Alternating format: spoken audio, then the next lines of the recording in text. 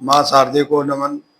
साहित्यिक सचेतना के सभी रचनाकारों और श्रोता दर्शकों को साहित्यिक सचेतना की ओर से राय सिंह भंडारी द्वारा हार्दिक अभिनंदन। हम आपके सामने नई प्रस्तुति लेकर के उपस्थित हुए हैं। आज के विषय के अनुरूप आज का जो विषय है वो है मकार।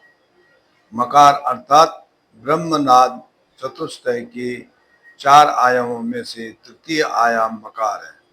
ओम शब्द चार शब्दों से मिलकर बना है, जिसमें अकार, उकार, मकार और ओंकार है।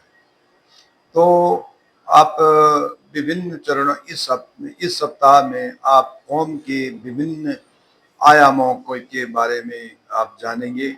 आज का जो मकार आयाम है उसके बारे में एक संक्षिप्त छोटी सी लघु कथा के रूप में प्रस्तुत करते हैं।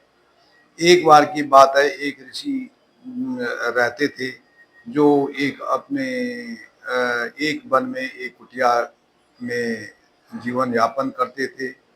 ऋषि बहुत ही सुडौल और मजबूत देह के स्वामी थे। तेज उनके व्यक्तित्व पर स्पष्ट झलकता था। वे प्रातः, मध्याह्न और सायंकाल ध्यान में बैठकर ओम और उनकी मिश्रित ध्वनि अकार, उकार और मकार को भी अलग अलग करके उच्चारण करते थे।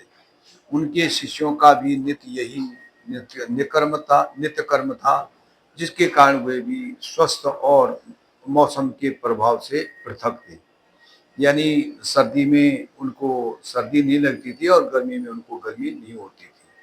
ये अपने योग और ओम के प्रभाव से। एक बार एक गांव का साधारण लेकिन जिज्ञासु निवासी रामधन भी ऋषि की कुटिया में ऋषि के दर्शनों के लिए आया।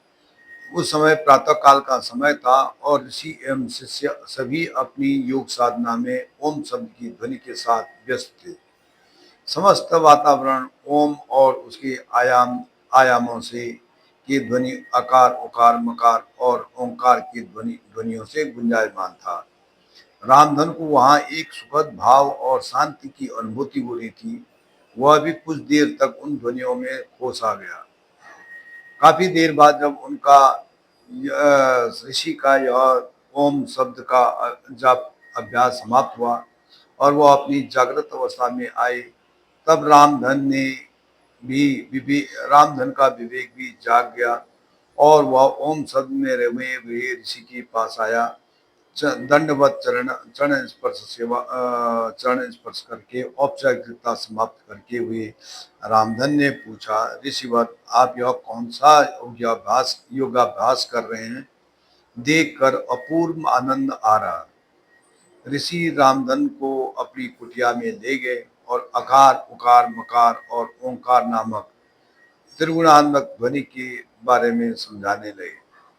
उन्होंने अकार, उकार का संक्षिप्त परिचय दिया, लेकिन मकार के लिए उन्होंने रामधन से विशेष प्रकार को समझने के लिए कहा।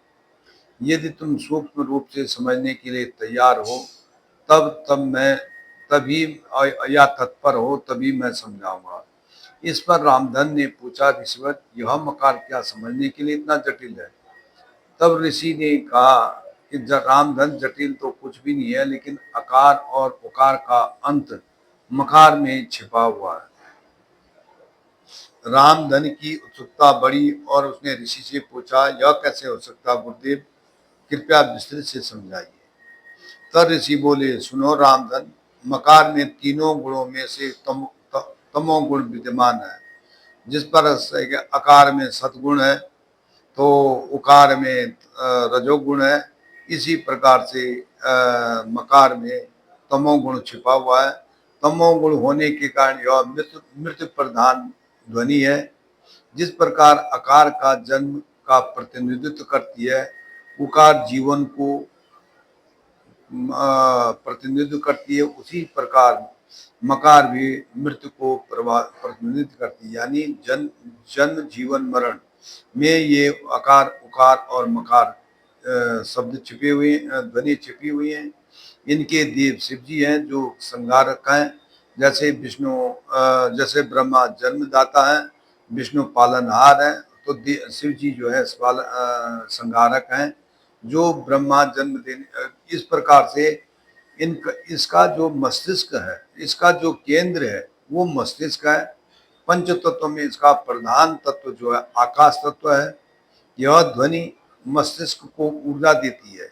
केवल मकार ध्वनि से व्यक्ति सुषुप्त अवस्था में विचरण करता है और उसकी तन्मात्रा शब्द है, अर्थात मकार शब्द ध्वनि अन्य ध्वनियों में श्रेष्ठ है, क्योंकि इसकी तन्मात्रा ही स्वयं शब्द है जो मुख्य होगा। इसकी देवी स्वयं शक्ति की देवी माँ दुर्गा है, क्योंकि इस ध्वनि में इतनी शक्ति भरी है कि ध्वनि तन्मात्रा होने के कारण इसकी ज्ञानेंद्री कान है और इसकी कर्मेंद्री मुख है।